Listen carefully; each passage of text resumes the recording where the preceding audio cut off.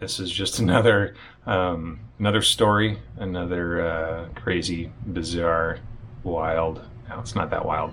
Anyway, so we had a vehicle accident, and it involved a big rig that was hauling cream cheese, lots of cream cheese in a big truck.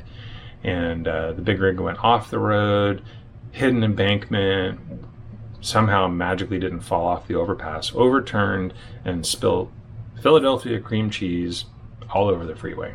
So there were big boxes with the little boxes inside with the little foil packets of the Philadelphia cream cheese scattered all over the freeway.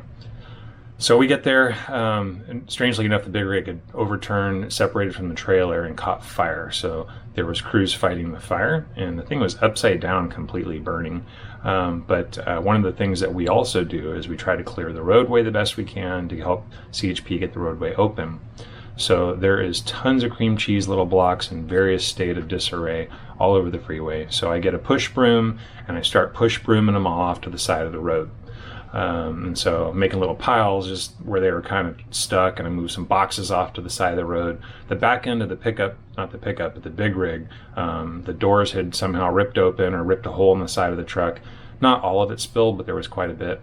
So I made these piles, and my engineer comes over, and she says, "Oh, what are you doing?" I said, "Oh, I'm just making piles." And then, to be silly, I said, "This pile over here, we're going to keep, and we're going to have the reserve runner deliver them to all the stations. And then this pile over here is the discard pile, and we're going to throw those ones away or have whoever clean it up." Just joking. So she actually believed me. And so she went, and she thought it was weird that a lot of the ones that I had picked to keep were actually ripped open. But she's like, "Okay, Cap said." So she found one of the boxes that had spilled and was open and started stacking them in the box so that we can bring them back to the station and have the runner deliver them to all the stations. So she gets this box full, and she carries it over to the fire engine. She's putting it in the back of the fire engine. And my battalion chief's like, "What is she doing? Why is she doing that? You can't steal from the scene." I'm like, what is she doing? So I go over there. I'm like, "What are you doing?" She's like, "Oh, I thought you were keeping these ones." And I'm like, "No, I was joking." She's like, "Oh my God, that makes so much more sense." And then so she put them back out on the side of the street, and my chief was just like, "What the?" And I'm like, "I don't know, man. I was just joking. I told her we were going to bring them back to the station and give them to all the different all the different firehouses." Anyway, so later on that day, she's like, "I feel like such an idiot.